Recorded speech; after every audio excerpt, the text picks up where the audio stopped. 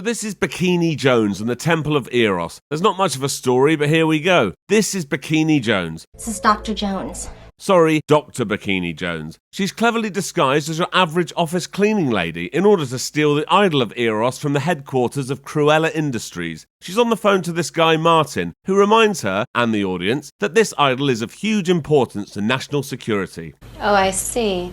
He's agreed to let her keep the idol for a while so she can study it, as long as she hands it over to the CIA later. You will look spectacular in my trophy case. Oh no, she's been rumbled by this security guard. She's hot, she's blonde, and she's wearing a PVC miniskirt. I'm not sure which is the more convincing outfit here, the cleaner or the security guard. For some reason, they both decide to pretend the incident never happened, and then they bang. Right here on the desk. So she's back with the idol in Martin's office. Evilla Cruella is absolutely having a cow over this. Evilla Cruella is the main protagonist,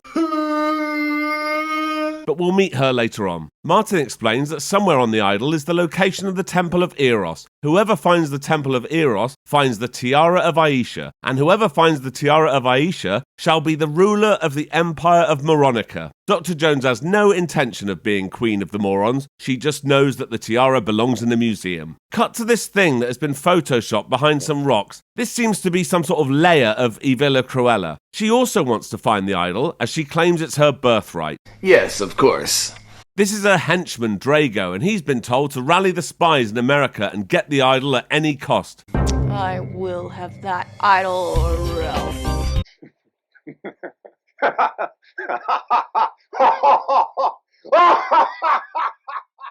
When Bikini Jones gets home, she showers for 5 minutes to music. When she gets out, this woman is waiting for her on her bed. Carol Sommers, Department of National Antiquities. Turns out that Martin has sent Carol to assist her and make sure the idol doesn't fall into the wrong hands. She checks with Martin on the phone and he confirms he sent her, so it's fine. Yeah, it's all hunky-dory.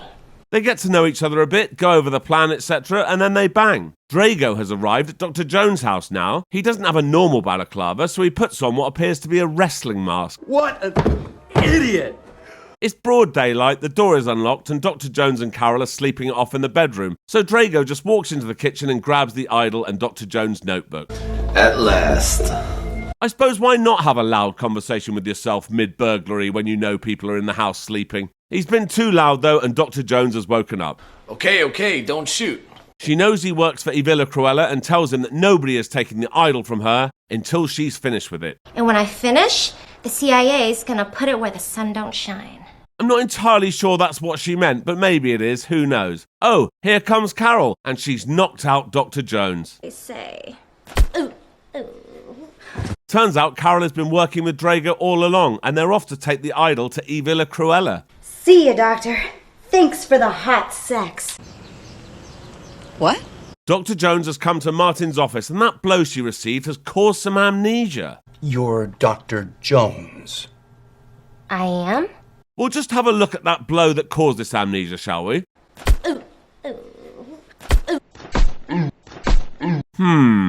Don't you remember anything that's happened? Yes, she does actually. It's taken a few seconds, but she's not only remembered her name again, she's also remembered everything else. She explains that she placed a tracking device on the idol. But that the tracking device is broken. So Martin says he's going to send a tech over. And here's the tech, Mark 10. I'll change, get my tools, and I'll head over there. Back on Photoshop Mountain, Drago and Carol present the idol to Evilla Cruella. These pages are blank. She sends Carol back to Dr. Jones and tells her to pretend she was kidnapped so she can find more stuff out. Yes, mistress. As for Drago... You deserve a reward, and I alone will give it to you. And then they bang. Carol is back at Dr. Jones' beach house, and as instructed, she tells her she was kidnapped. Poor thing. Dr. Jones is currently trying to fix her tracking device with a screwdriver that looks far too big. Luckily, Mark 10 has arrived to fix it. What seems to be the trouble? It's not working. I'm sure he has the right tools for the job. Oh, a pair of pliers. Good luck with that. Dr. Jones has to go now because Martin's made her appointment with Dr. Xavier to help with the amnesia she had for all of 10 seconds after being hit in the shoulder. Hang on, that's not a doctor, that's Drago. I'm Dr. Xavier. What seems to be the trouble?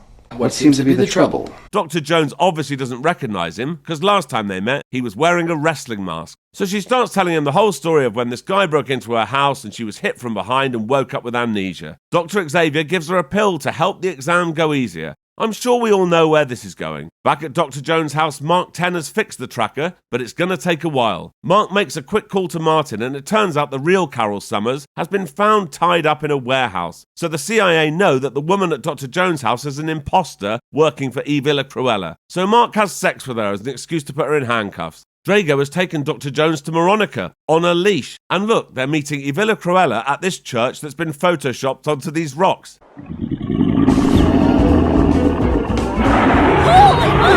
What? Anyway, they get to the church and they meet E. Villa Cruella. E. Villa Cruella. We meet at last. She gives Dr. Jones a few shots and then they bang. Mark 10 has used the tracker to locate Dr. Jones and he's arrived at the church. Dr. Jones and the baddies are making their way to the Temple of Eros and Mark is following them so subtly that there's no way he's ever going to get seen. But oh no, the monster has appeared out of nowhere. Just look at Drago's terrified reaction. Luckily, Dr. Jones has somehow seen Mark despite his deep cover, and they run away together. And what's this? The Temple of Eros. And there's the tiara of Aisha. Dr. Jones is just about to try it on, but E. Villa Cruella and Drago have managed to get away from the monster too. Damn it. Drago has a gun, so she hands it over. But here comes Martin. He's wearing a dress and makeup and wants the tiara for himself. So now he's the Empress of Veronica. Damn right I am. But his reign is short and he's immediately eaten by the monster. This is all very unfortunate. Drago and E. Villa Cruella decide to wait for the monster to shit out the tiara and look for it. That's disgusting. But Dr. Jones and Mark decide it's no longer worth bothering with. And that's the end of the film. Until next time. Thank you for watching. If you enjoyed this, please like and subscribe and check out this other video. Thank you.